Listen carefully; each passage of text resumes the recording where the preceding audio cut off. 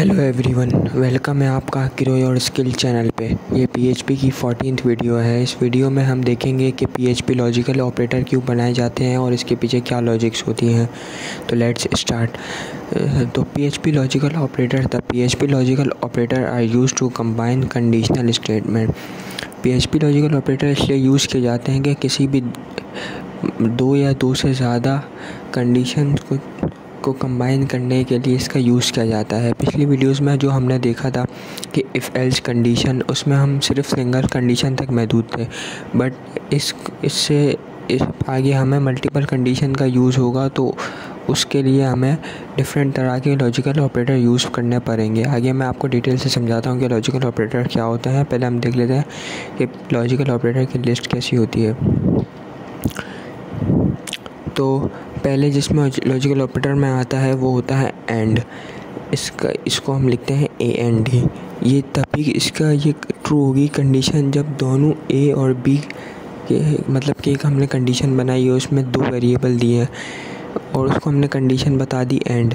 तो ये हमारे आउटपुट पर जब तक ट्रू जनरेट नहीं करेगा या हमारी कंडीशन तब तक ट्रू रन नहीं होगी जब तक हमारी दोनों कंडीशनें ट्रू ना हो जाए। इसमें से अगर ए भी कंडीशन फॉल्स हुई तो ये हमें कंडीशन से बाहर निकाल के एल्स के पार्ट को रन करवा देगा।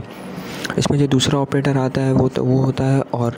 इसमें आपको ये सहूलत मौजूद है कि अगर आप कोई भी एक कंडीशन ट्रू दें और एक कंडीशन फॉल्स दें तब भी ये रन हो जाएगा, और अगर दोनों कंडीशनें ट्रू दें तब भी ये रन हो जाएगा।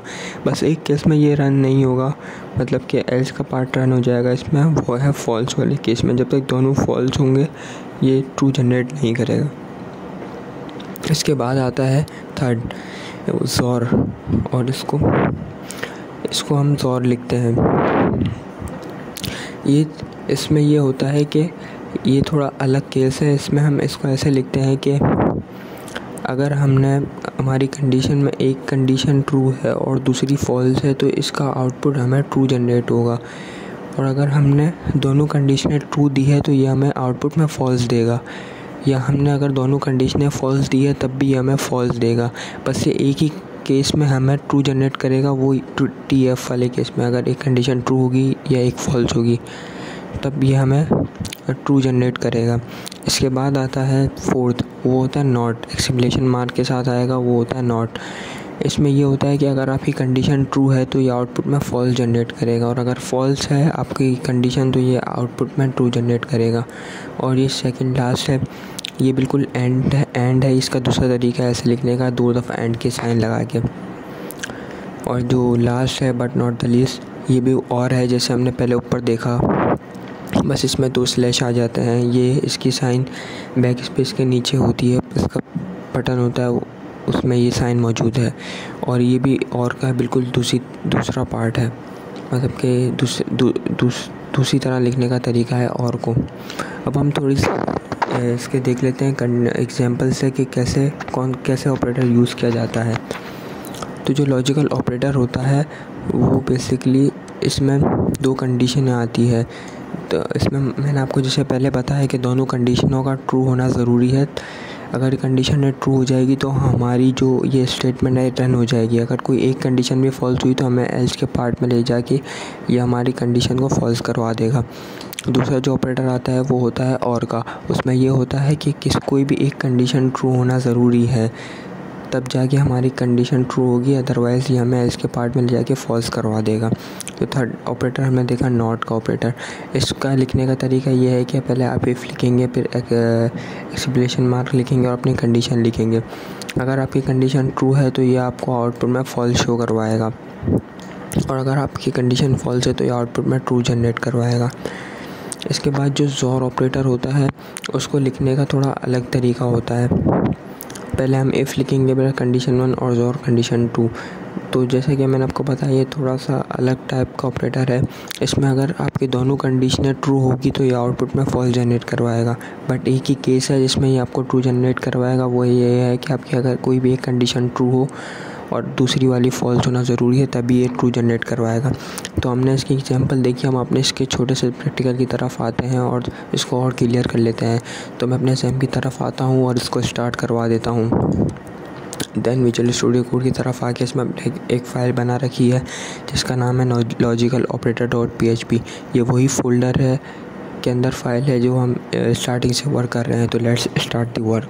मैं PHP का एक वेरिएबल मैं PHP का टैग ओपन कर देता हूँ और इसको क्लोज़ करवा देता हूँ और अंदर मैं एक वेरिएबल बना देता हूँ $age के नाम से और इसमें मैं वैल्यू स्टोर करवा देता हूँ 16। देन मैं कंडीशन लगा देता हूँ इफ़, ये मैं एंड वाला ऑपरेटर यूज़ कर रहा हूँ, फिर इसके अंदर यूज़ करूँगा। फिर मैं $age और इसको मैं बता देता हूँ कि ग्रेटर होनी चाहिए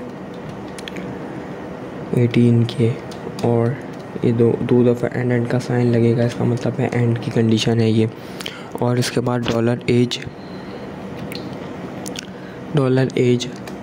लेस देन या इक्वल टू होनी चाहिए 22 के।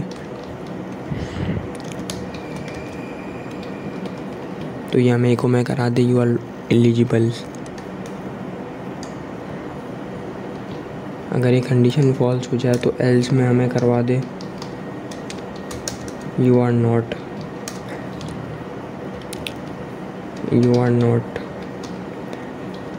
अब हम अपने ब्राउज़र की तरफ आते हैं और इसमें हम लोकल होस्ट लिखवा देते हैं, लोकल होस्ट, और हमारी फ़ोल्डर का नाम PHP कोर्स और हमारी फ़ाइल का नाम है लॉजिकल ऑपरेटर डॉट PHP। इसे देखिए कि लिखवा दिया, ये देखिए इसने बता दिया यू आर एलिजिबल। इसमें हमने कंडीशन ये दी है कि अगर एज हो 20 और हमने कंडीशन दी है कि एज बड़ी होनी चाहिए या बराबर होनी चाहिए 18 की, और दूसरी कंडीशन दी है कि या बाय 22 के बराबर हो या 22 से कम हो। तो ये हमारी दोनों कंडीशन ट्रू है, तो इसने हमें लिखवा दिया यू आर एलिजिबल। अब इसको जो हमने दूसरा तरीका है लिखने का वो हम देख लेते हैं एंड करके। तो मैं इसको AND कर देता हूँ, AND एंड ऑपरेटर, और इसको मैं रन करवा देता हूँ। तो इसने देखिए कोई चेंजेस नहीं करी, इसका मतलब दूसरा तरीका भी बिल्कुल रन परफेक्ट करवा रहा है। और इसके बाद जो दूसरा हमने ऑपरेटर देखा और का, अब हम वो करवा देते हैं। तो मैं 2 स्लैश लगवा के इसमें कंडीशन मैंने इसको रखी है अभी करवा देते हैं हम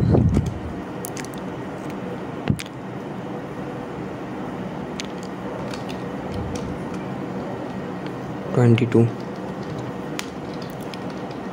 अभी भी देखें इसने यू आर एलिजिबल करवा दिया। ये देखिए मैंने एक कंडीशन इसमें फॉल्स दी है और एक ट्रू दी है। मैंने इसमें ये क्या है 18 हो या 18 से बड़ी हो, और 22 हो या 20 से छोटी हो। तो दूसरी कंडीशन ट्रू होगा, इसने यू आर एलिजिबल प्रिंट करवा दिया। अब इसके बाद जो हमने दूसरा ऑपरेटर देखा ज़ोर वाला, अब वो हम देख लेते हैं।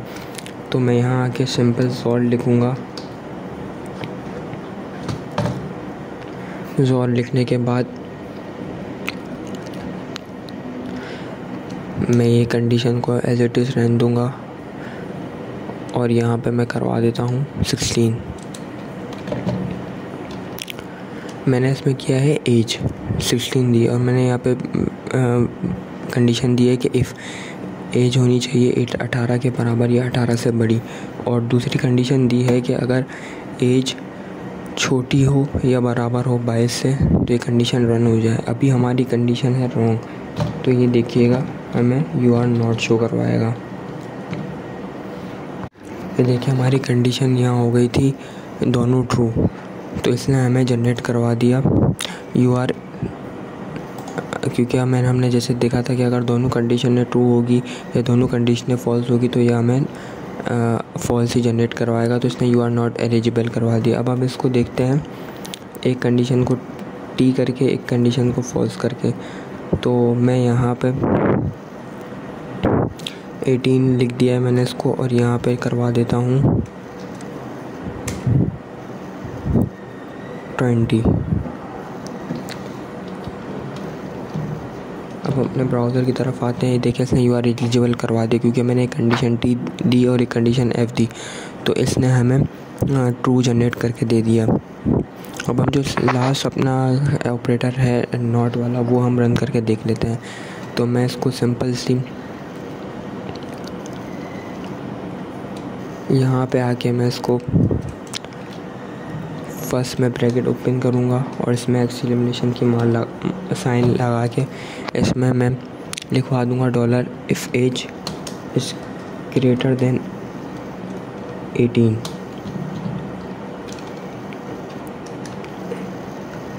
अभी हमारी कंडीशन है देखें ट्रू, क्योंकि मैंने उसको बता दिया है कि हमारी एज होनी चाहिए 18 से बड़ी जहाँ तक भी नंबर जा सकते हैं, n नंबर तक ये हमारी कंडीशन ट्रू रहेगी।